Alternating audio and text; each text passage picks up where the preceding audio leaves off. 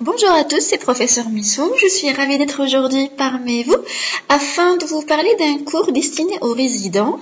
C'est l'un de mes sujets de prédilection en néphrologie, c'est la dialyse péritonéale. La dialyse péritonéale fait partie des 3 techniques d'épuration extra-rénale, c'est-à-dire l'hémodialyse, l'hémodiafiltration et la dialyse péritonéale.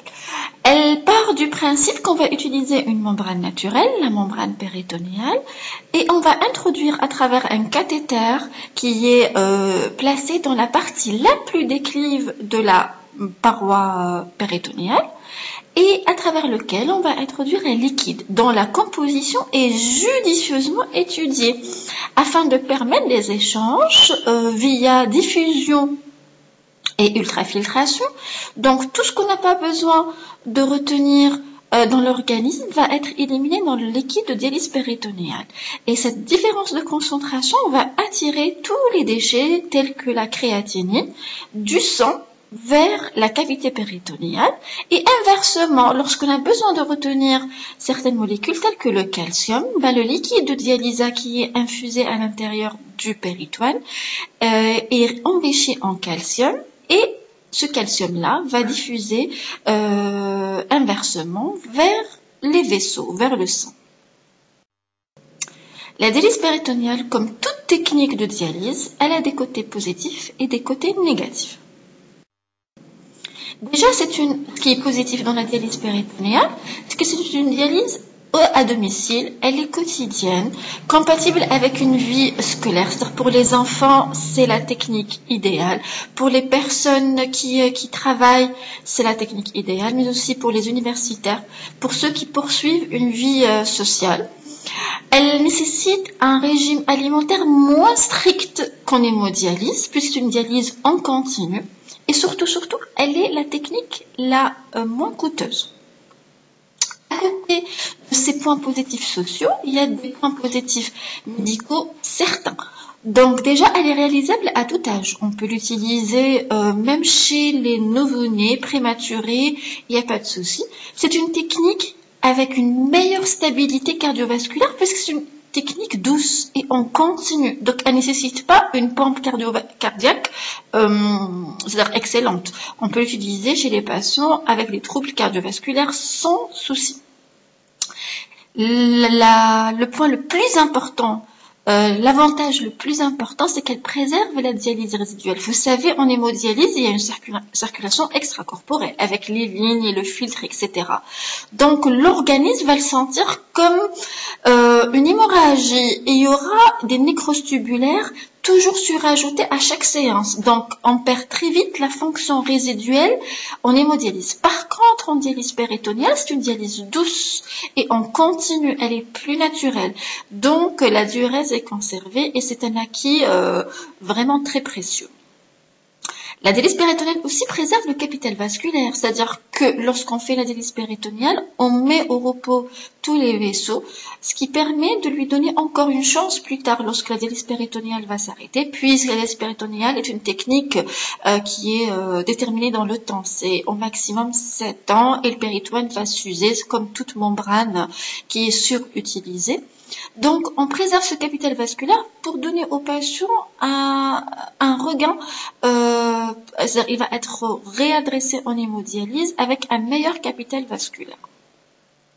Donc voilà, c'est les avantages de la dialyse péritonéale qui ne sont pas quand même négligeables.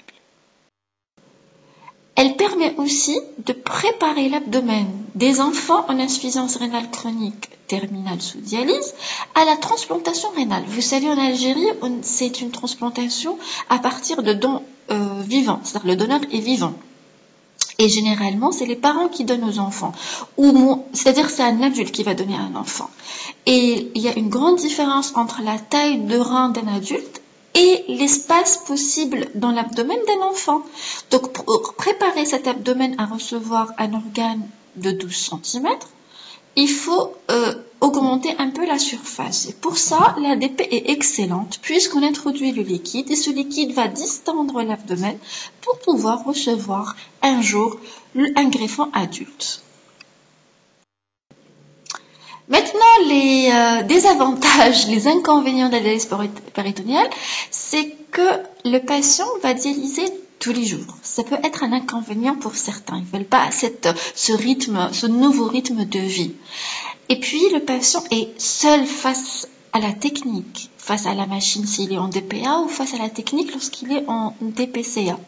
Et ça peut faire peur, surtout dans la population algérienne. C'est plus facile pour lui de tendre le bras et de se laisser faire. Il est entouré d'infirmiers, il est entouré de médecins généralistes, de néphrologues, il est dans un centre hospitalier. C'est un peu plus sécurisant. Mais bon, il faut une bonne éducation de son patient et puis il faut le rassurer pour qu'il dépasse ses craintes. Certaines femmes, surtout les femmes et les enfants, trouvent que le cathéter est esthétiquement gênant. C'est-à-dire, elles ont du mal à accepter leur image corporelle. Et là, c'est toujours le rôle du psychologue et du médecin. Il y a un souci qui n'est pas des moindres, c'est le stockage du matériel. Vous voyez dans l'image à côté, c'est le matériel nécessaire pour une semaine. Quand même, il faut prévoir un local ou prévoir une partie dans la maison où on va mettre tous ces cartons. Et puis, la dialyse péritonéale, comme toute technique de dialyse, n'est pas dépourvue de complications, qu'on va voir plus tard. Donc, comment on va prescrire la dialyse péritonéale? Pour quel type de personnes? La dialyse péritonéale est généralement un choix du patient. C'est pour ça que l'information, la bonne information prédialytique de la technique de dialyse est très importante. C'est un pilier dans la relation médecin-malade. Donc, si le néphrologue est convaincu, il pourra convaincre son malade. On proposera la dialyse péritonéale surtout chez l'enfant et les jeunes en attente de transplantation. On sait que ça va pas durer longtemps, que le bilan pré-greffe est vite fait. Donc, pourquoi aller à l'hémodialyse? Il vaut mieux aller vers la transplantation. Déjà, ça augmente l'abdomen pour recevoir des greffons de taille différente. Et puis, ça prépare quand même psychologiquement l'enfant à la transplantation. On propose la dialyse péritonéale aussi pour toute personne désireuse de poursuivre sa vie sociale. Donc la scolarité, l'activité professionnelle, tout ce qui est compatible avec une vie sociale normale, puisque la dialyse péritonéale permet une certaine liberté de dialyse. C'est pas comme l'hémodialyse où il doit se déplacer impérativement à une heure précise et rester 4 heures d'affilée dans un centre de transplantation, dans un centre de dialyse. On propose aussi la dialyse péritonéale pour toute personne âgée et qui vit loin des centres de dialyse. Il faut savoir qu'en Algérie, surtout dans le sud, les centres de dialyse ne sont pas si nombreux que ça. Donc certaines personnes traversent énormément de kilomètres, beaucoup de kilomètres, pour arriver au centre de dialyse. Donc pour ces personnes-là qui vivent dans des zones reculées, la dialyse péritonéale pourrait être une option assez intéressante. Et puis, il y a des indications qui sont obligatoires. On a parlé des choix. En fait, c'est un choix. C'est le néphrologue qui pousse son patient à choisir une technique ou une autre. Bien sûr, après avoir informé le patient des bénéfices et des avantages. Mais il y a certains patients où la dialyse péritonéale s'impose, tels que les patients qui ont une pompe cardiaque qui n'est pas satisfaisante. Vous savez, l'hémodialyse, elle a besoin d'un cœur en bon état.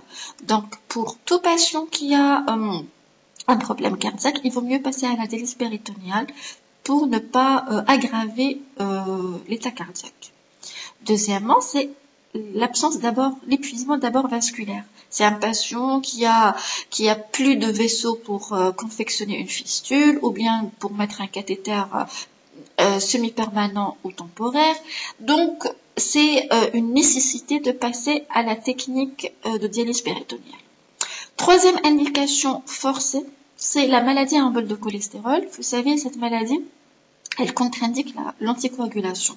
Il est inconcevable de maintenir une épuration extra-rénale par hémodialyse sans anticoagulation. C'est impossible. Et c'est pour ça que ces trois conditions sont des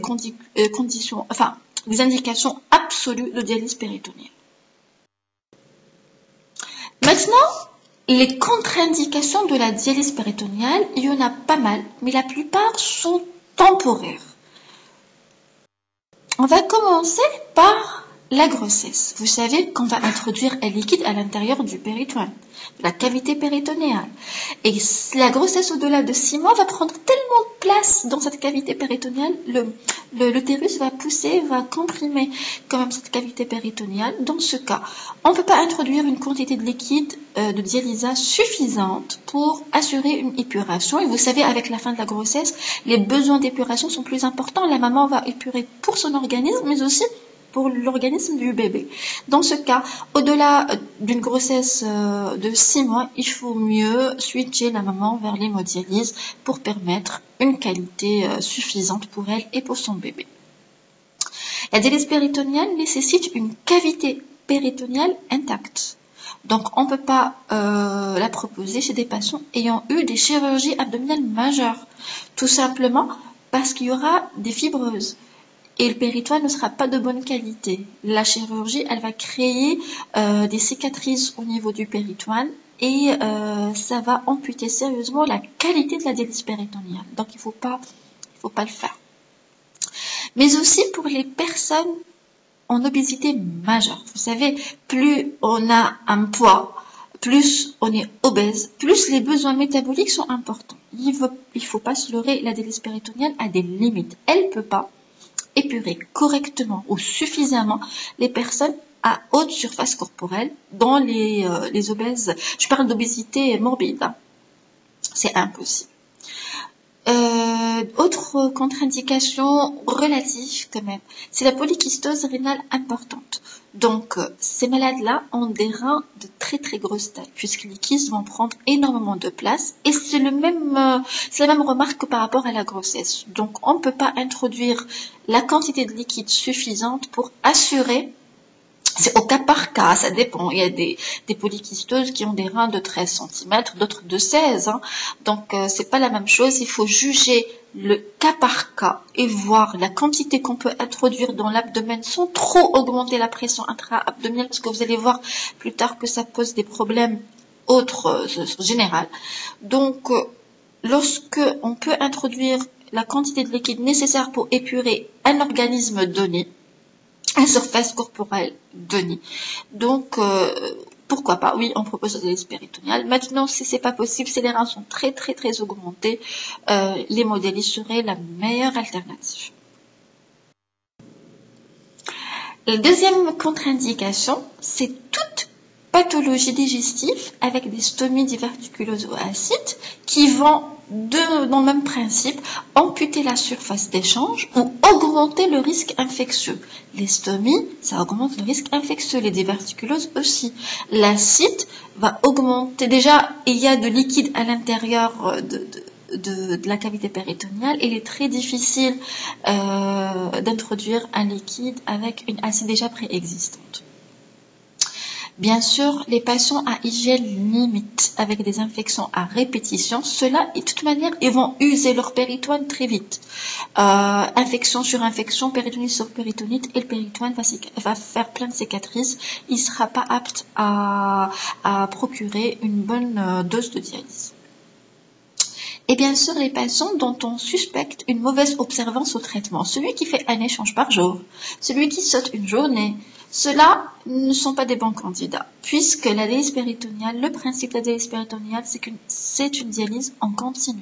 Si le patient n'arrive pas à faire ces échanges pour une raison ou pour une autre, il vaut mieux ne pas proposer la dialyse péritonéale chez ces patients-là.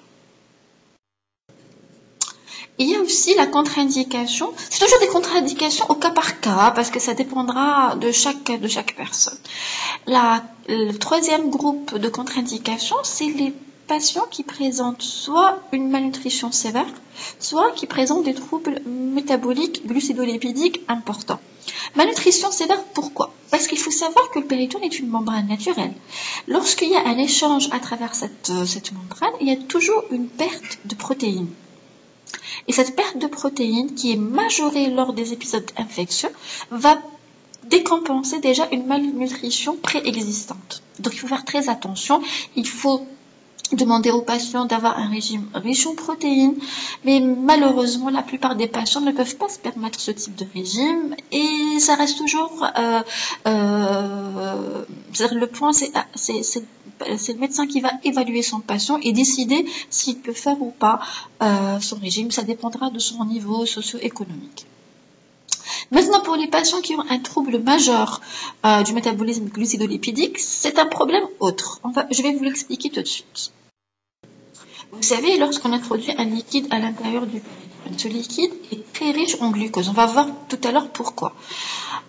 Donc, riche en glucose, et ça va donner, ça va pousser le glucose à être absorbé. Donc, une partie du glucose introduite dans l'organisme via le dialysat péritonéal, il va être absorbé. Et cette absorption accrue de glucose, déjà, va perturber le métabolisme glucidique. Donc, s'il est diabétique, ça va entraîner des perturbations glycémiques majeures. Et puis, ce glucose, on trouve, va être transformé dans le foie en gras. Et ça va entraîner des véritables tableaux métaboliques. Donc, si mon patient est à la base à haut risque cardiovasculaire, il vaut mieux pas, peut-être, le mettre en dialyse péritonéale. Et ça reste toujours au cas par cas. Le quatrième groupe de contre-indications, c'est l'insuffisance respiratoire, les hernies et les hernies. Pourquoi?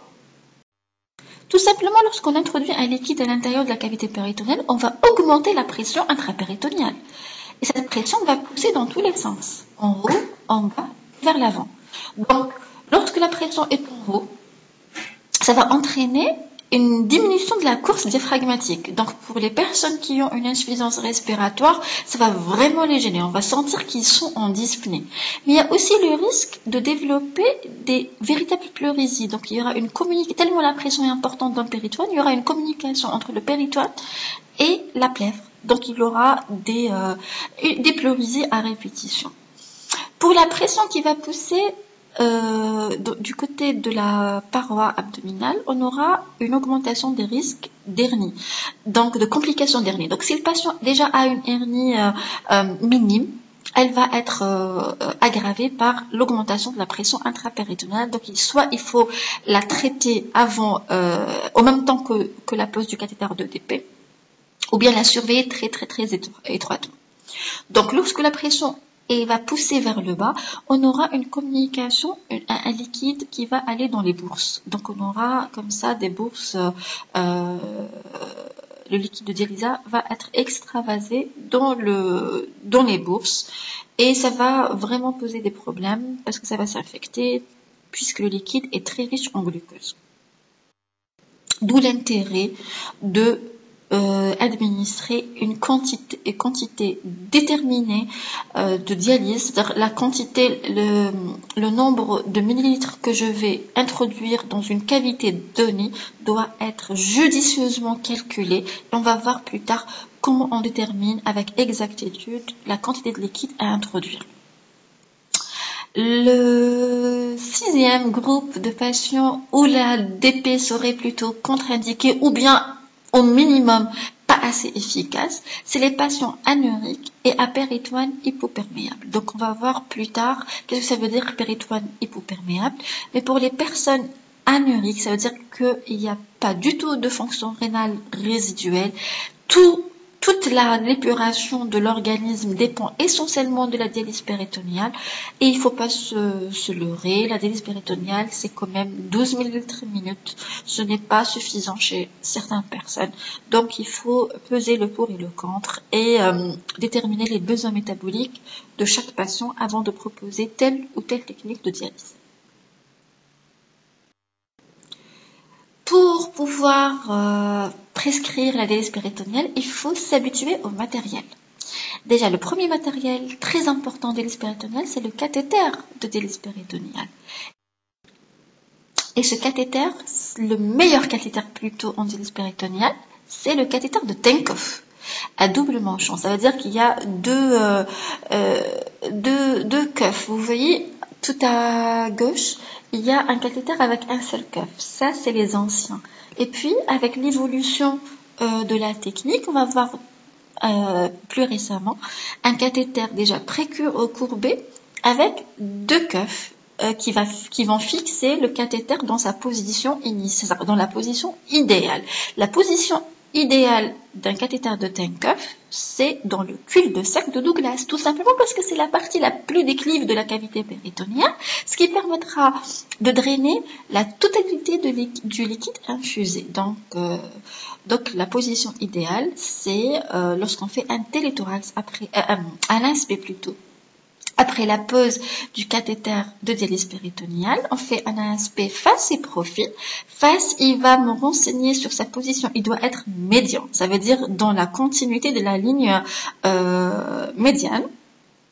Et le profil, il va me renseigner sur sa position dans le cul-de-sac de Douglas. Donc, il doit être le plus postérieur possible. Donc, la position idéale est médiane, postérieure. Médiane sur le face et postérieure sur le profil. Ce cathéter de Tinkoff doit être en col de cygne, c'est-à-dire avec la courbure dans la partie distale du cathéter, ça va permettre d'augmenter la surface d'échange. Donc toute la longueur du col de cygne, de la courbure là, il y a des trous. Donc ça va augmenter la possibilité d'introduire et de drainer. Donc un cathéter de bonne qualité est un cathéter de Tinkoff à double manchon préformé en col de cygne. C'est très important. Maintenant, quelle taille pour quel patient? La taille dépendra essentiellement, la taille du cathéter dépendra essentiellement de la taille du patient. Ici, c'est écrit âge, mais c'est plutôt la taille. Donc, quand je reçois un patient, surtout pour les enfants, je vais voir sa taille. Je vais aller superposer cette taille aux courbes classiques, les courbes de taille chez l'enfant, et je vais avoir l'âge du P50.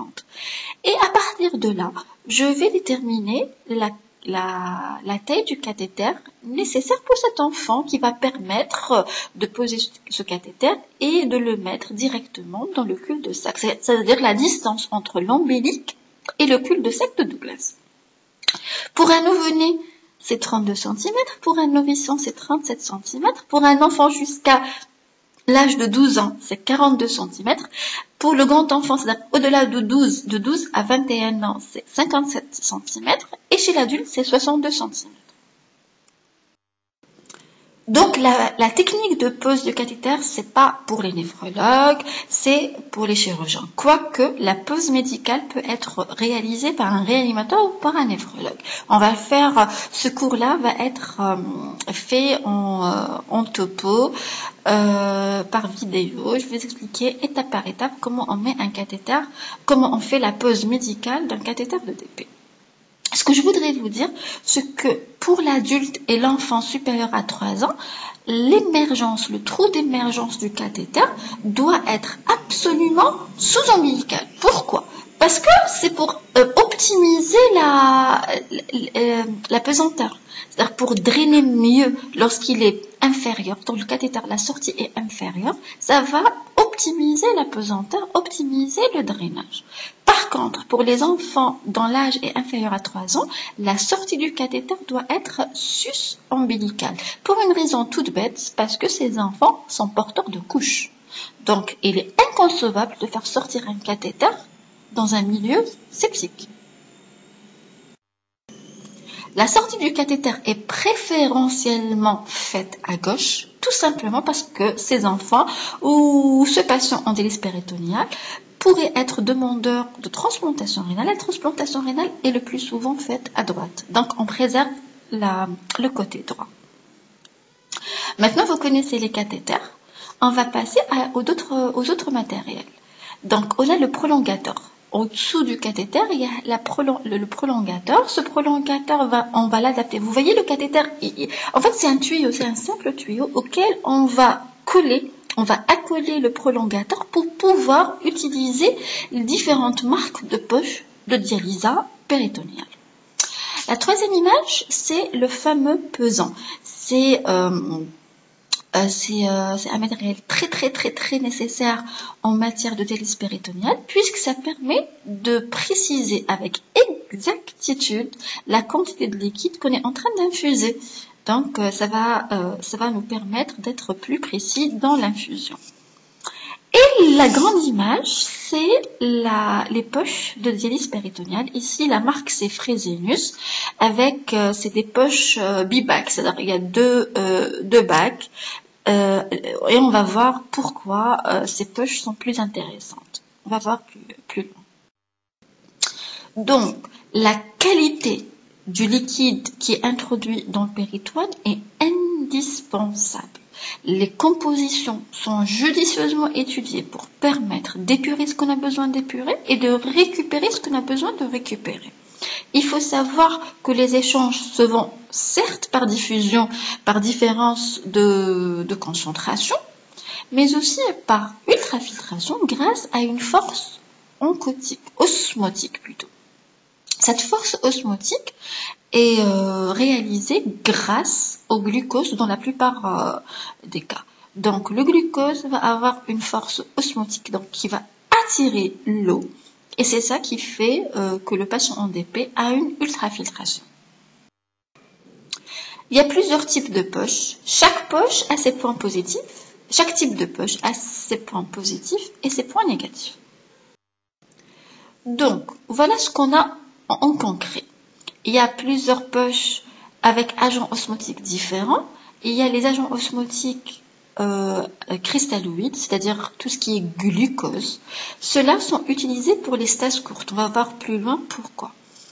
Et il y a les poches colloïdes, c'est-à-dire l'écodextrine, ce qu'on connaît nous comme extranil. C'est pour les stases longues. Donc l'agent osmotique peut être le glucose, ou bien l'écodextrine qui est un sucre un peu plus composé, mais ça peut être aussi les acides aminés, les poches à acides aminés. Donc retenez, l'agent osmotique qui est la force primaire d'ultrafiltration est de trois types, soit le glucose, soit l'écodextrine, soit les acides aminés. Il y a des poches plus ou moins riches en calcium. Donc si on a besoin d'apporter du calcium pour notre patient parce qu'il présente des troubles minéraux osseux, il y a des poches enrichies en calcium à 1,75. C'est comme le cas des bains de dialyse en hémodialyse, c'est-à-dire. Il y a des poches aussi qui diffèrent par l'alcalinisant. C'est soit les lactates, soit les bicarbonates. On préférera de loin les bicarbonates. C'est exactement comme en hémodialyse, il y avait les lactates et maintenant c'est les bicarbonates. Donc on préfère les bicarbonates parce qu'ils sont plus physiologiques. On va voir plus loin comment et pourquoi. Il faut savoir que la force osmotique des agents dont on a parlé, c'est-à-dire le glucose, l'écodextrine, l'acide et les acides aminés, ne sont pas les mêmes. Le glucose a une force osmotique très puissante, surtout pour les poches très riches en glucose. Mais le problème, c'est que le glucose est une molécule qui va diffuser dans l'autre sens. Ça veut dire que plus l'échange est lent, plus le glucose va passer dans le côté sanguin. Il va être absorbé. Et ça va entraîner à fur et à mesure une diminution de la force osmotique. Donc quand je mets une poche riche en glucose, j'aurai une ultrafiltration qui est en pente. Vraiment, ça va augmenter très vite. Mais le glucose, cette force osmotique va diminuer à fur et à mesure parce que le glucose est absorbé et la force osmotique dans la cavité péritonéale va diminuer à fur et à mesure. Par contre, l'écodextrine qui est un sucre beaucoup plus complexe, sa force osmotique va augmenter graduellement d'une façon constante et ça va pas diminuer. Parce que ce glucose est complexe, il va pas être très peu absorbé par le sang et donc sa force est plus constante et que ça va durer dans le temps.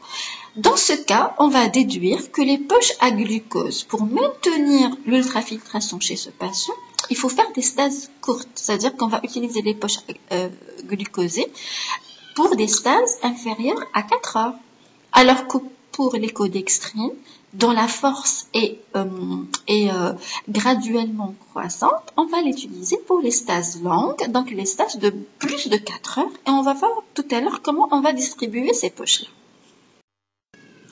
Donc la dialyse péritonéale, elle peut être prescrite par plusieurs techniques, de plusieurs façons. On a la plus classique, c'est la dialyse péritonéale continue ambulatoire, la classique DPCA. Elle part du principe, on va faire 4 échanges par jour. Un échange à 8 heures, un échange à midi, un échange à 16 heures et un échange à 20 heures. C'est l'échange lent de 20 heures du soir jusqu'à 8 heures du matin le lendemain. Donc c'est une stage de 12 heures.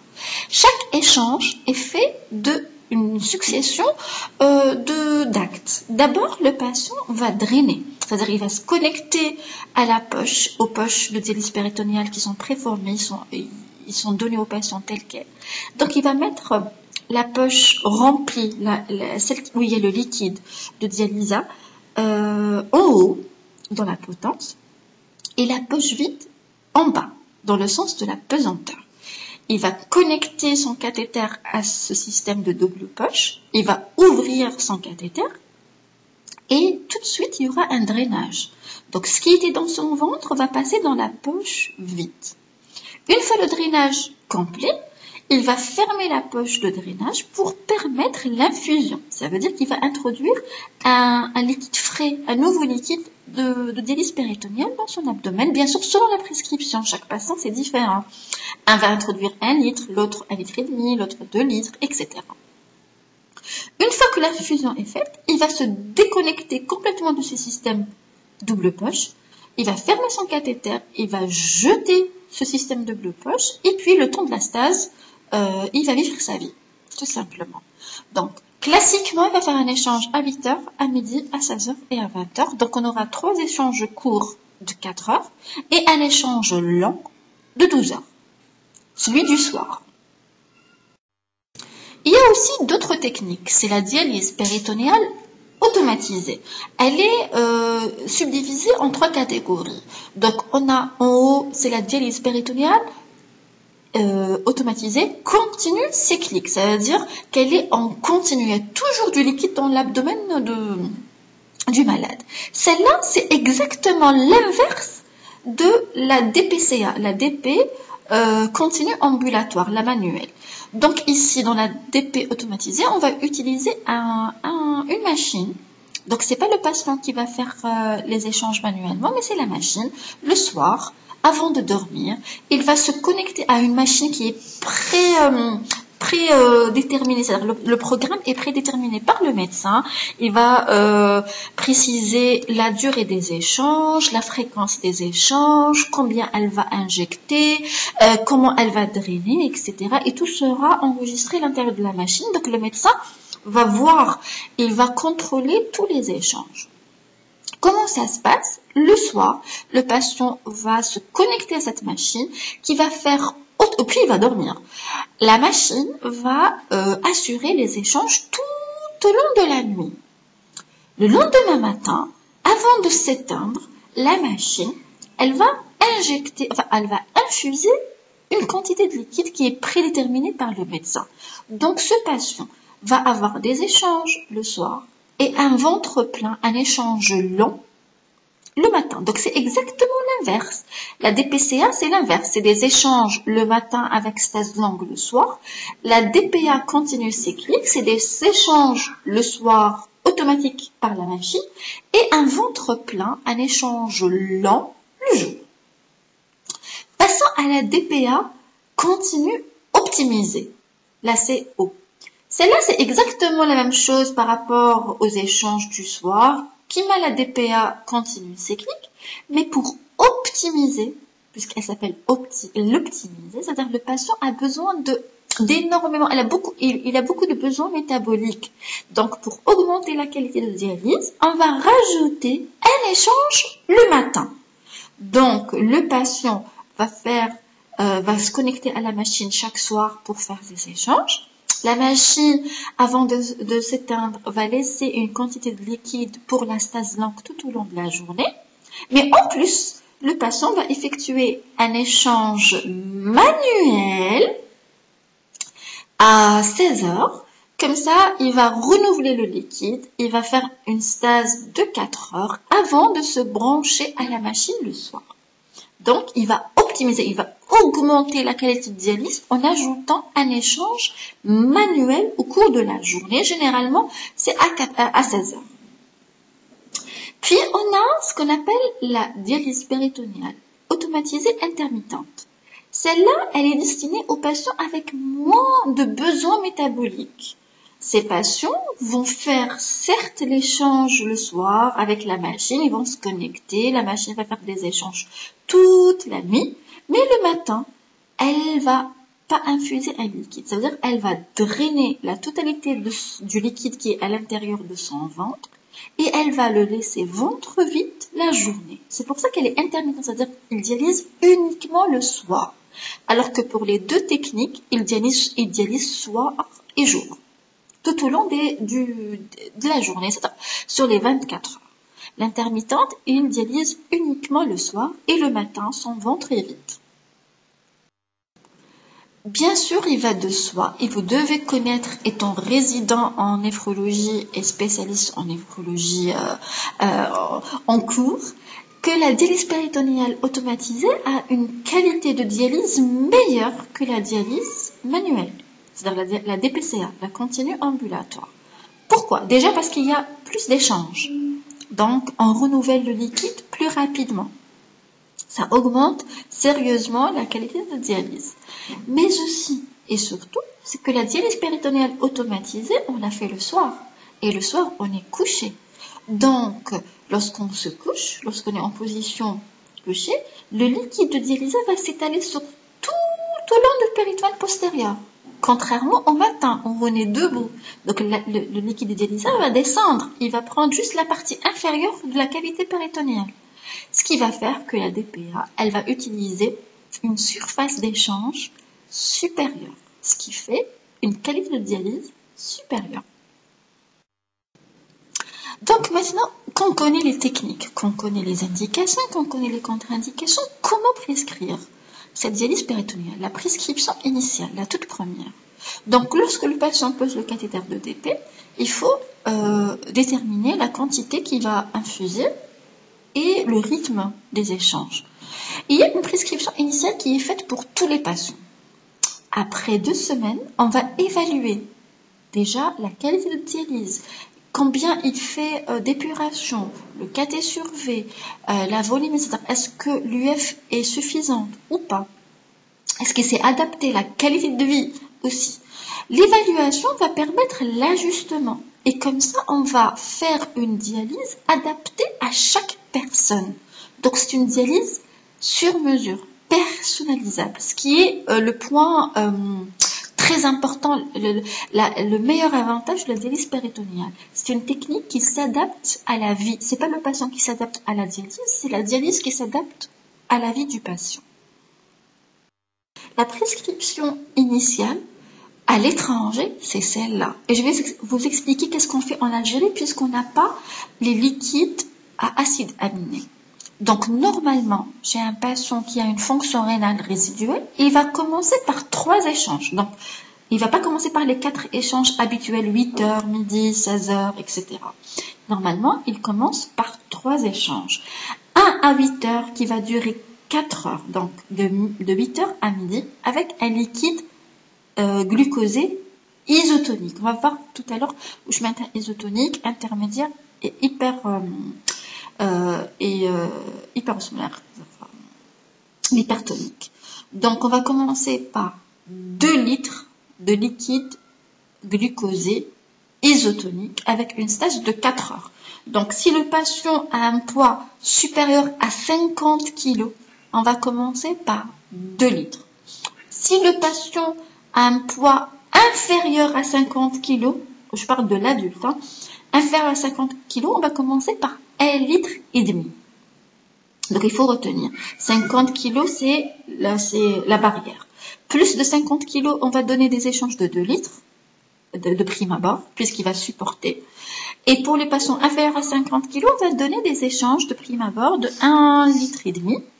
Pour l'enfant, on va commencer par des échanges par rapport à son poids. Donc, si on a le temps, c'est la dialyse péritonéale programmée, c'est-à-dire qu'on va laisser le cathéter cicatriser, on met la pose du cathéter, on laisse 10 jours. Le patient va juste venir pour les soins locaux et des va-et-vient pour rincer le cathéter seulement. Et après 10 jours, on va commencer la prescription initiale. Donc, pour l'adulte, maintenant, vous connaissez, la barrière, c'est 50 kg. C'est supérieur à 50, on va faire 2 litres. Inférieur à 50, c'est 1,5 litre. Pour l'enfant, on va commencer à 30 millilitres par kilo. Et on va peu à peu augmenter le liquide selon les besoins du patient. Il y a des patients qui nécessitent 3 litres. Il y a des patients qui nécessitent 800 millilitres. Donc, il faut déterminer la quantité exacte nécessaire pour pallier aux besoins métaboliques de chaque patient. Je vous ai dit que c'est une dialyse sur mesure. Donc, s'il y a une fonction résiduelle, on va faire 3 échanges. Normalement, on devrait faire 3 échanges. Le premier, glucosé isotonique avec une stase courte de 4 heures. Puis, de midi à 20 heures, on va faire un échange avec un liquide d'acide aminé. Comme ça, on va pallier à la perte de protéines. Vous voyez, c'est-à-dire on va agir, on va prévenir la perte de protéines déjà avec les premiers échanges. Malheureusement, on ne les a pas en Algérie. Et le soir, on fait une stase longue de 12 heures avec l'écodextrine. Le liquide, ce liquide-là s'appelle extranil. L'écodextrine, c'est l'extranil. Mais comme en Algérie, on n'a pas, on va commencer avec 3 échanges. Donc, le matin, 2 échanges, 8 heures, midi, 16 heures avec un liquide glucosé, avec 2 litres de liquide glucosé. Le soir, avec l'écodextrine. Maintenant, il faut, certains centres n'ont pas l'écodextrine, malheureusement. Mais on fait comme on peut avec avec ce qu'on a dans les services. Chez moi, dans le service là où je travaille, il n'y a pas les acides aminés. De toute façon, en Algérie, sur tout le territoire national, il n'y a pas les acides aminés, le liquide à acides aminés. Mais on a heureusement l'écodextrine. Donc, on fait un échange de 4 heures à 8 heures avec un liquide glucosé. Un échange de midi à 16 heures avec un liquide glucosé. Le patient vide son ventre entre 16 heures et 20 heures. Et puis, à 20 heures, il va faire l'échange lent avec l'écodextrine. Maintenant, si le patient n'a pas une fonction résiduelle, c'est-à-dire il est anurique, complètement anurique, là, il faut augmenter il a un besoin plus important. Donc, on va faire 4 échanges par jour. Ici, ils introduisent les acides aminés parce qu'ils sont intelligents. C'est une prescription idéale. Ils font la prévention de la perte des acides aminés avec les premiers échanges. Ils font un échange d'acides aminés, 2 échanges à glucosé et toujours l'échange lent à écodextrine le soir. En Algérie, on fait les échanges habituels 8 heures, midi, 16 heures. 20 heures avec du glucosé, malheureusement, on n'a pas le choix. Et le soir, on fait l'écodextrine pour permettre une ultrafiltration optimisée. Donc, pourquoi tous les patients, même ceux qui sont censés faire de la dialyse péritonéale automatisée, passent d'abord par la dialyse péritonéale manuelle? Tout simplement parce que ces patients ont une machine. Ils ne peuvent pas dépendre d'une machine. Imaginez s'il y a une perte d'électricité, une coupure d'électricité, que la machine tombe en panne et le patient ne peut pas venir, par exemple c'est un week-end. Il doit toujours avoir le plan B. Et alors on commence par la dialyse manuelle. Maintenant le patient a toujours le plan B. Et la dialyse péritonéale automatisée viendra plus tard. Donc tous les patients commencent par dialyse péritonéale manuelle, la DPCA, avant de passer à la dialyse péritonéale automatisée. Aussi pour une autre cause. Il faut savoir que lorsqu'on a une péritonite, on ne peut pas la traiter en DPA. Quoique, il y a une technique comme ça pour l'utiliser en DPA, mais généralement dans tous les centres, chez les patients qui ont une péritonite et qui sont sous dialyse péritonéale automatisée, le temps de traiter l'infection, la péritonite, ils doivent être switchés en dialyse péritonéale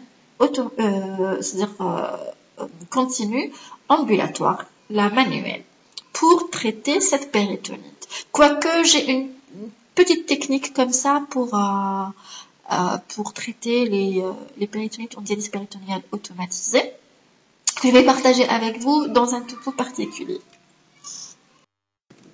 Maintenant, la dialyse péritonéale a des complications comme toute dialyse. Les premières et pas les moindres, c'est les complications infectieuses. On a plusieurs types d'infections possibles en dialyse péritonéale. Déjà, l'infection du trou d'émergence. Il faut toujours la soigner très vite. Parce que si on ne la soigne pas, elle va diffuser vers le tunnel et puis vers le cathéter. Puis ça va donner une péritonite. Donc il vaut mieux traiter lorsqu'elle est localisée. Dans ce cas, on va nettoyer bien sûr avec un antiseptique local, la pétadine. Et on va donner une antibiothérapie locale, la fusidine généralement, pommade à fusidine.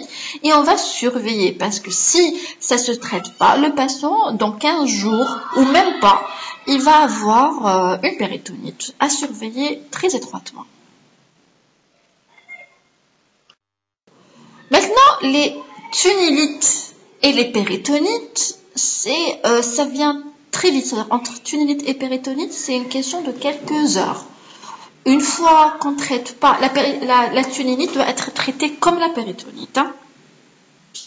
Donc, comment on diagnostique une péritonite? C'est un liquide trouble. Alors, comment on sait que le liquide de drainage est trouble pour les gens qui n'ont pas l'habitude? Alors, on va mettre un journal ou bien, c'est-à-dire une feuille écrite et on met la poche de drainage sur cette feuille. Si on arrive à lire, si je peux lire ce qui est écrit dans le journal, c'est que le liquide est clair.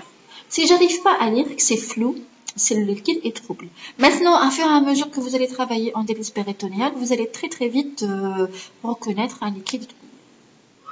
Les signes cliniques peuvent manquer. Bon, la température, elle est rarement présente, mais les douleurs abdominales, généralement, c'est un signe constant. Donc, le patient va venir déjà pour des douleurs abdominales avec déjà, il va reconnaître lui-même la couleur trouble du liquide. Il va directement venir au centre pour être traité. Donc, quand on a une suspicion de péritonite, on va faire ce qu'on appelle SLP ou bien ECB du liquide de drainage. Si on a 100 leucocytes avec 50% de ces 100 leucocytes qui sont des polynucléaires neutrophiles, notre diagnostic est fait. Et on va lancer la procédure de la culture de liquide péritonéal. Au moment de la dialyse, lorsqu'on dialyse et il y a une péritonite, il serait très intéressant d'utiliser l'échodextrine au lieu des poches hypertoniques. Il faut savoir que le glucose est agressif, très agressif. En matière de poches, on a des poches isotoniques qui ont une couleur, le bouchon est jaune. On a des poches intermédiaires, là le bouchon est vert. Et on a des poches hypertoniques, le bouchon est rouge. Plus on a besoin de faire une ultrafiltration plus importante, plus on va utiliser un taux de glucose plus important. On va voir ça tout à l'heure dans la qualité de dialyse, pourquoi on utilise des poches de plus en plus riches en glucose. Il est complètement interdit d'utiliser les poches hypertoniques en période de péritonite. Pourquoi? Parce qu'on va agresser un péritoine déjà fragile et on va diminuer la qualité de ce péritoine, donc on va diminuer la durée de vie de la dialyse péritonéale. Il est impératif de retenir, vous résidents, que péritonite égale impérativement l'arrêt de toute poche hypertonique. Donc, pourquoi les patients présentent une péritonite? Tout simplement parce qu'ils n'ont pas suivi les règles d'hygiène, les règles d'asepsie. En manipulant le cathéter de dépit, il faut se nettoyer les mains, il faut faire attention à ne pas introduire un germe puisque ce cathéter est directement lié à la cavité péritonéale. Donc, c'est soit une erreur de manipulation, soit c'est une infection de trou de l'émergence qui est passée inaperçue et puis le patient a fait une sinusite et très vite il a fait une péritonite. Soit la diffusion du germe s'est fait autrement, soit par voie digestive, c'est-à-dire que le patient a fait une toxi-infection alimentaire et par diffusion le germe est passé à travers la membrane digestive vers le péritoine, ou bien très rarement, c'est par voie hématologique, c'est-à-dire septicémie. Bon, là, c'est vraiment exceptionnel. Mais généralement, c'est soit par erreur de manipulation, le patient a touché le cathéter ouvert avec des mains sales, ou bien c'était une infection d'émergence passée inaperçue, ou bien c'est des causes digestives, c'est-à-dire soit il a fait une constipation, ou bien une diarrhée, une toxi-infection alimentaire, et le germe est passé soit par stagnation lors des constipations, soit par diffusion du germe lors des toxi-infections alimentaires. Voilà, le germe les plus fréquents, c'est les grammes positifs. Maintenant, comment on va traiter? On va traiter par, d'abord, il faut, quand on reçoit le patient, parce que c'est du pus, hein, un liquide trouble, c'est du pus. Donc, on va faire un lavage, un va-et-vient. On va introduire une petite quantité sans cesser de liquide de Dirysa et on va le drainer, on va l'infuser, il va rester 5 minutes, puis on va le drainer. Et on va refaire ça jusqu'à éclaircissement du liquide. C'est comme si on faisait éclater un furoncle. Donc, il faut nettoyer, il faut vider de ce pus et ça va soulager instantanément le patient. Hein. Une fois le patient est soulagé, on va déjà envoyer le liquide vers la bactério pour avoir une culture, mais on va pas attendre 2-3 jours le temps de recevoir les résultats. On va débuter par une antibiothérapie probabiliste. Généralement, on vise le Staphylococcus epidermidis puisque c'est la bactérie la plus fréquente au niveau de la peau. Et c'est une contamination généralement par voie d'immergence ou bien par les mains. Donc, on vise le Staphylococcus epidermidis.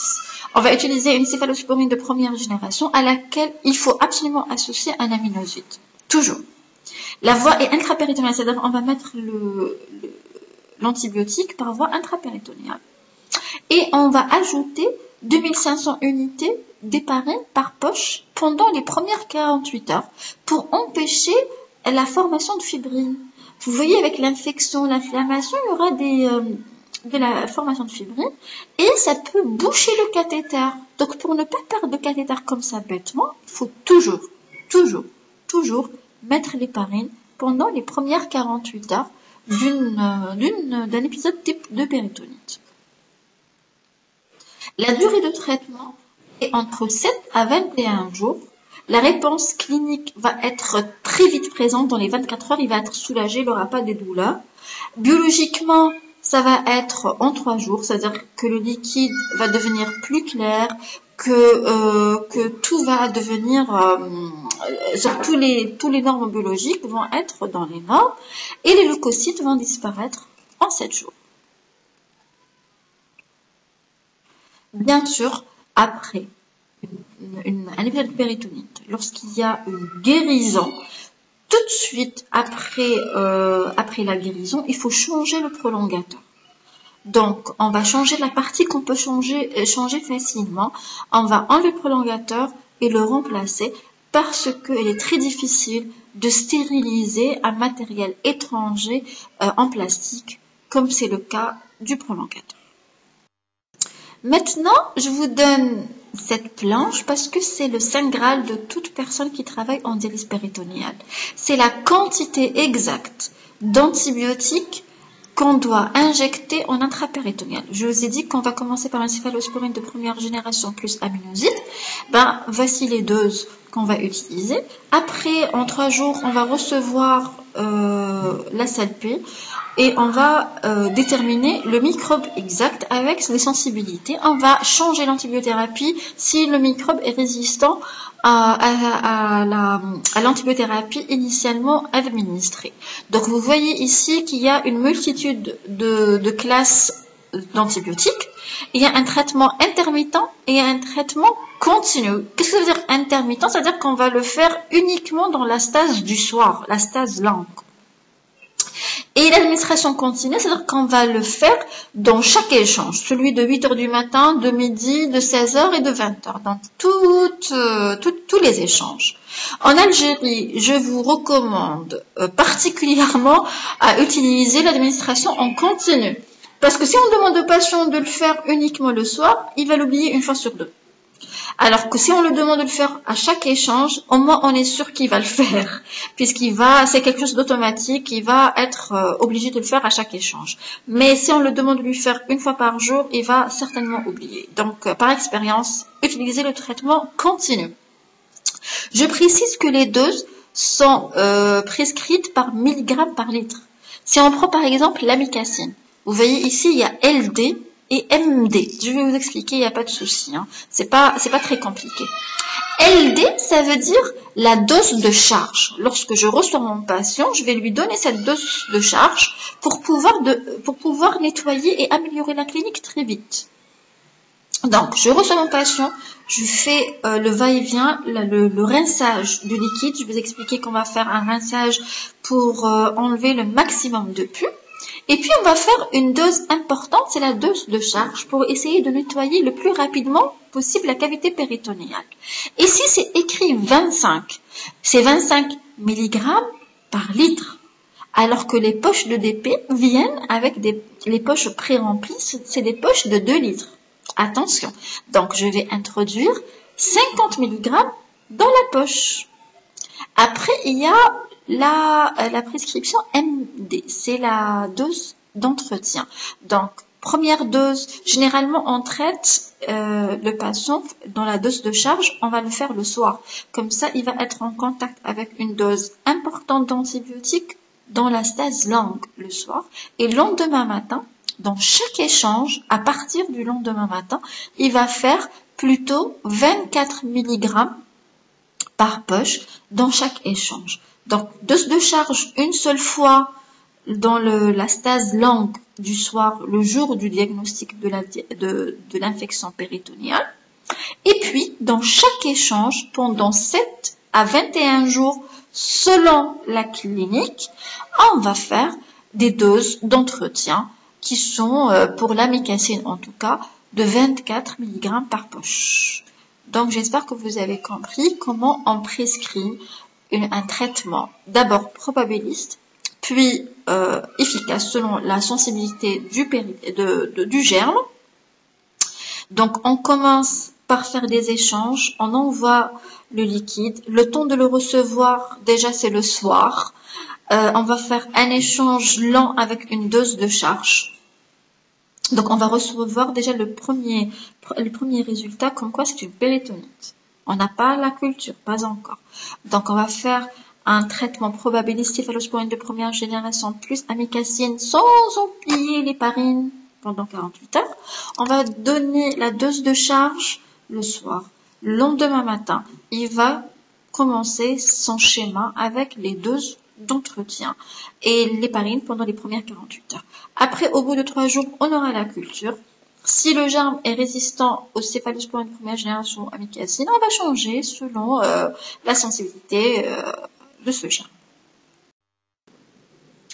Quand est-ce une péritonite va imposer l'arrêt de la dialyse péritonienne? Donc les péritonites graves. C'est les péritonites fécales, c'est-à-dire qu'il y a une rupture digestive, une perforation digestive avec extravasation de matière fécale dans le péritoine. Là, c'est très très grave. Il faut arrêter la dialyse péritoniale. On va pas stériliser, c'est l'ouverture. Ils vont faire un nettoyage, une toilette péritoniale chirurgicale. Et après ça, vous devinez qu'on ne peut pas faire la dialyse péritoniale puisque c'est un péritoine qui va être plein de cicatrices et on ne pourra pas utiliser cette membrane qui est déjà altérée. Il y a aussi les péritonites candidosiques, quoique ces dernières années, on compte quand même les antifongiques forts tels que le F20 en intrapéritonéal, quoique il est très rare qu'on arrive à nettoyer complètement une péritonite fongique, parce que ce type de germe-là, ça va être comme une toile d'araignée à l'intérieur de la cavité péritonéale. Il est très difficile de la nettoyer, mais quand même, on donne la chance au patient et on le traite avec le F20, avec des doses qui sont dans le tableau, et on essaye pendant 21 jours à stériliser, quoique personnellement, j'ai une mauvaise expérience avec les péritonites fongiques qui vont tous être switchés en hémodialyse, malheureusement. Passons à la complication la plus spectaculaire en dialyse péritoniale et la plus dangereuse, c'est la péritonite sclérosante et encapsulante. Alors, qu'est-ce qui se passe dans la dialyse, dans la péritonite encapsulante et sclérosante? C'est que à fur et à mesure de l'évolution en dialyse péritoniale, ce péritoine va se transformer chez certaines personnes bien sûr, en péritoine scindé en plusieurs compartiments. Regardez dans le scanner, c'est plusieurs poches comme ça, petits compartiments qui sont séparés entre elles par de la fibreuse. Cette fibreuse ressemble quelque part à la fibreuse rétropéritonéale. Donc elle va comprimer et enclaver aussi le système digestif, d'où un syndrome inflammatoire, un syndrome subocclusif, mais aussi une dénutrition. Et bien sûr, puisque le cathéter sera certainement dans une poche, l'une des poches de cette péritonite, il y aura une introduction de liquide de dialyse trop petite qui ne permet pas de répondre aux besoins métaboliques, donc on sera en sous-dialyse. Ces personnes vont être automatiquement switchées en hémodialyse. Ce que je voudrais que vous reteniez, c'est que tous les patients qui sont en dialyse péritoniale peuvent le faire, même après plusieurs années de l'arrêt de la dialyse péritoniale.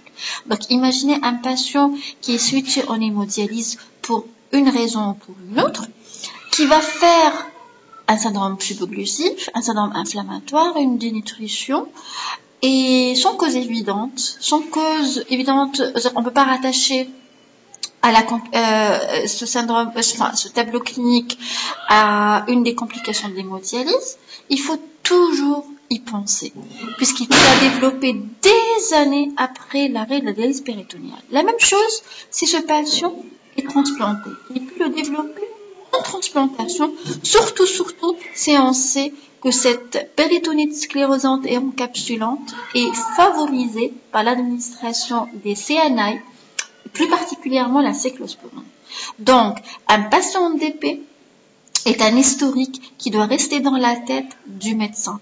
Que ce patient soit switché en hémodialyse, qu'il soit pris en charge en transplantation rénale. Il faut y penser devant un syndrome subocclusif, une dénutrition et une inflammation sans cause évidente. Passons maintenant aux complications mécaniques. Lorsqu'on utilise la dialyse péritonéale, on introduit une certaine quantité de liquide à l'intérieur de la cavité péritonéale et ça va entraîner une augmentation de la pression, d'où des complications mécaniques. Donc ce liquide, cette pression va pousser les organes vers le haut, vers le bas et en extérieur vers la membrane abdominale. La première complication possible, c'est la fuite du dialysat. Tout simplement parce qu'on va utiliser parfois lors de l'utilisation de la dialyse péritonéale en urgence, parce que ça existe, et ce sera le sujet d'un cours à part. Quand on commence avant la cicatrisation, on met un cathéter sur une cicatrice fraîche, on va commencer à utiliser la dialyse péritonéale avec introduction de liquide de dialysat. Il y a un risque de fuite, puisque la cicatrice n'est pas complètement rétablie. On peut avoir une fuite parce que le cathéter a été sujet d'une attraction violente. Donc on va toucher, on va mobiliser les redons et ça va entraîner une fuite de dialysat. Il y a aussi les problèmes d'un autre type. Ça veut dire une communication entre la cavité péritonéale et la plèvre. Donc le patient va avoir des pleurésies sans explication qui sont majorées lors de l'infusion. Donc quand on infuse au moment de la stase, on va faire un téléthorax, on va trouver une pleurésie par exemple de moyenne abondance, mais cette pleurésie va sérieusement diminuer d'importance si on fait un cliché après le drainage. Ici, on va suspecter une communication péritonéo-pleurale. Il y a aussi une communication entre le péritoine et les bourses. Donc, ces personnes vont développer des grosses bourses surtout au moment des stases qui vont être soulagées lors du drainage ou lorsqu'on met le patient en position surélevée. Donc il faut suspecter ces communications. Le traitement de ces problèmes-là, c'est avant tout préventif, c'est-à-dire qu'il faut introduire un liquide, la quantité de liquide qui est la juste mesure pour un patient donné. Et ça se fait grâce à un test très important qui est la pression intrapéritonéale qu'on va voir dans la deuxième partie de ce cours. Donc, les problèmes de fuite sont un problème de mauvaise gestion de la prescription de la dialyse péritonéale. Soit on a commencé trop vite sans prendre des précautions, soit le malade a fait une traction, il a tiré sur le cathéter. Généralement, c'est les enfants, quand ils commencent à ramper sur quatre pattes, etc., ils sont attirés par le cathéter et ils peuvent le tirer. Soit le médecin a prescrit une quantité d'infusion un peu plus importante que nécessaire. Voilà. Le traitement, c'est qu'il faut arrêter la méthode d'une façon temporaire. Donc, on va arrêter la dialyse péritonéale généralement pour 10 jours. Ça va colmater toutes les brèches, que ce soit vaginale, c'est-à-dire avec les bourses, ou bien au niveau pleural, ou bien les fuites à travers le cathéter, le trou d'émergence. Et 10 jours, le patient, soit il fait un régime, il tolérera cet arrêt de dialyse, sinon il est switché en hémodialyse pendant ces 10 jours, le temps de la cicatrisation. La deuxième complication possible, c'est les déplacements en malposition du cathéter. Malheureusement, tout dépendra du chirurgien. C'est très très important d'avoir un chirurgien expérimenté dans la mise en place des cathéters. Un cathéter qui n'est pas dans le cul-de-sac de Douglas ne fonctionnera pas correctement. Donc, on va infuser, certes, mais le drainage va être tellement compliqué que finalement la qualité de la dialyse va être sérieusement diminuée. Donc le tout est de trouver un bon chirurgien ou bien le placer vous-même. Et on va voir le topo de la pose médicale du cathéter de dialyse péritonéale. La troisième complication, c'est les obstructions de ce cathéter. Il ne faut pas oublier qu'on va mettre un cathéter dans une membrane qui peut être inflammée, qui peut saigner. Donc, il y a généralement des bouchons de fibrine ou bien des bouchons de sang coagulé. Et c'est pour ça que lorsqu'il y a une infection, il faut toujours mettre de l'héparine. Je vous ai dit 2500 unités et ça pendant 48 heures. Autre chose très très très importante, c'est qu'après la pose du cathéter de DP, il est aussi impératif et extrêmement recommandé de mettre un clou d'héparine dans le cathéter. Donc on va mettre 2 cc d'héparine diluée avec du sérum, avec le liquide de dialysat, et ainsi protéger le cathéter d'éventuels saignements post-chirurgicaux. Et pour ça, on va éviter les caillotages sanguins. Donc, lorsque le caillot est là, qu'on n'arrive pas à le prévenir, le traitement, c'est l'héparine en premier lieu, avant d'utiliser du rouquinase. Donc, on va mettre 2 cc d'héparine dans le cathéter et on va laisser agir pendant 1 heure de temps. Et puis, on va essayer de drainer.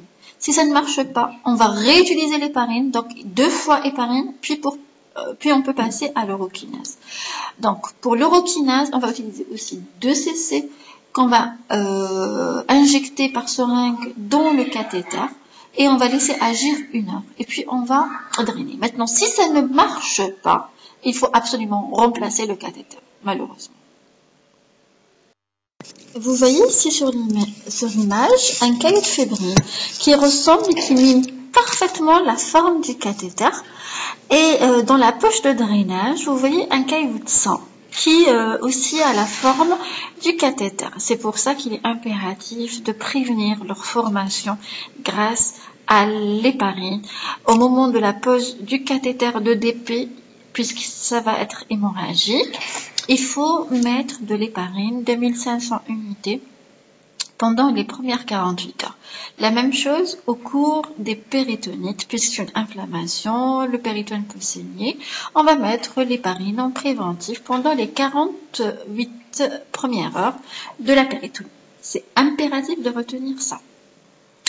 Donc, les autres complications mécaniques, c'est l'incarcération de l'épiplan. Vous avez vu le cathéter. Cathéter, dans la partie coldocine, elle est pleine de trous. C'est à partir de ces trous-là qu'on va infuser le liquide de dialyse et qu'on va drainer.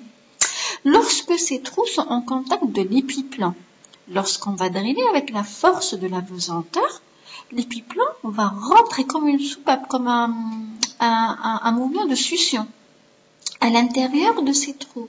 Et ça peut entraîner une invagination. C'est-à-dire, il va se nécroser et on va avoir une perforation. Donc, ça se suspecte devant tout drainage extrêmement douloureux. Là, la douleur, elle est intense. L'épiplan est introduit c'est comme une hernie. C'est introduit à l'intérieur de ces trous. Il est aspiré par la pesanteur, par la force de drainage, et ça peut aller jusqu'à la perforation. Donc le patient va se plaindre de douleurs intenses seulement au moment du drainage. Il faut la suspecter. On peut avoir du sang dans le liquide de drainage, puisque l'épiplan, comme ça, incarcéré, emprisonné dans les trous, va saigner. Et on va avoir du sang dans le liquide de drainage. Il faut savoir y penser. C'est une complication extrêmement dangereuse. Le cathé doit être changé par un opérateur très expérimenté pour ne pas aller dans les complications un peu plus graves que ça. Une perforation et un gros problème chirurgical. La 5e complication, c'est la perforation d'un organe lors de la mise en place. Vous savez, le cathéter péritonial, comme le cathéter jugulaire, fémoral, etc., il y aura un guide. On met un guide pour pouvoir placer le cathéter et l'orienter dans la partie là où on veut le lancer. Dans le cas présent, on veut placer le cathéter dans le cul-de-sac de Douglas. Donc, il y a un guide. Ce guide, il peut, au moment de l'introduction, il peut perforer un organe. Généralement, c'est soit les intestins, le côlon, bien la vessie. Donc, c'est d'où l'intérêt d'avoir un chirurgien expérimenté. La dernière complication mécanique, c'est l'hyperpression intrapéritonéale. Donc, on introduit un liquide en quantité très importante, plus que nécessaire, qui va entraîner toutes les complications mécaniques qu'on a vues tout à l'heure, les hernies, les problèmes respiratoires, les fuites de liquide de dialyse, soit à travers le trou d'émergence, soit dans la plèvre, soit dans les bourses. Donc, il est impératif de juger la quantité exacte qu'il faut mettre dans chaque péritoine, puisqu'un péritoine, une cavité péritonéale d'un porteur de polykystose ne va pas accepter comme celui qui n'a pas une polykystose et qui a des petits reins d'insuffisance rénale chronique terminale. Une femme enceinte de 4 mois, elle va accepter un liquide qu'elle va tolérer un peu moins volumineux qu'une femme qui n'est pas enceinte. Tout dépendra. Et puis la cavité péritonéale change d'une personne à une autre, comme qu'on n'a pas la même couleur de yeux, on n'a pas la même couleur de cheveux, on n'a pas la même morphologie en matière de cavité péritonéale. Donc chaque personne est différente. Il faut déterminer la quantité exacte qu'on peut introduire dans cette cavité et grâce à la mesure de la pression intrapéritonéale qu'on va voir Inch'Allah dans la deuxième partie de ce cours. Les complications métaboliques font partie intégrante des complications de la dialyse péritonéale. La première complication, c'est la dénutrition. Donc, je vous ai dit que la dialyse péritonéale entraîne une perte de protéines à travers cette membrane, cette paroi, ce feuillet péritonéal. Normalement, on doit prescrire chez les patients en dialyse péritonéale, d'autant plus s'ils sont sous péritonite, en épisode de péritonite, parce que la perte est beaucoup plus importante.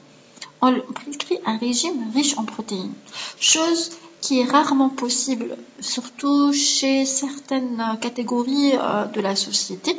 On ne peut pas imposer un régime riche en protéines à tout le monde, et c'est pour ça que les poches riches en acides aminés sont un atout extraordinaire. Malheureusement, on les a pas. Ces poches s'appellent Nutrinil. On les a pas malheureusement. Et la seule solution est de demander aux patients d'augmenter ces apports en protéines. Donc, ça peut être aussi des œufs, c'est pas forcément de la viande, hein. Ça peut être des œufs, ça peut être aussi tout ce qui est légumineuse, tout ce qui est produits laitiers, c'est quand même riche en protéines. Il faut avoir une bonne nutritionniste dans le service pour pouvoir expliquer le régime alimentaire adapté à ces patients. Deuxième complication métabolique qui n'est pas très importante, qui est négligeable quand même en DP, c'est l'anémie. Tout simplement, délice péritonéale, il y a moins de déperdition sanguine qu'en hémodialyse. Donc le contrôle est extrêmement meilleur en délice péritonéale et les patients ne nécessitent généralement pas beaucoup d'érythropoïétine. Troisième complication, c'est l'intolérance au glucose. Souvenez-vous, je vous ai dit que les liquides en délice péritonéale sont enrichis en glucose puisque c'est la base de la force osmotique qui attire l'eau, donc l'ultrafiltration. Ce glucose, certes, est bénéfique dans ce domaine-là. Malheureusement, il est absorbé et il va entraîner une perturbation du métabolisme glucidolipidique. Et ça va transformer les patients à fur et à mesure qu'ils sont en délice péritonéale avec les années en véritable tableau métabolique. Personne avec à haut risque métabolique cardiovasculaire. Donc à surveiller, d'où l'intérêt de diminuer le maximum de poches hypertoniques chez ces patients et d'utiliser plutôt l'échodextrine, chose qu'on a vue dans la prescription initiale.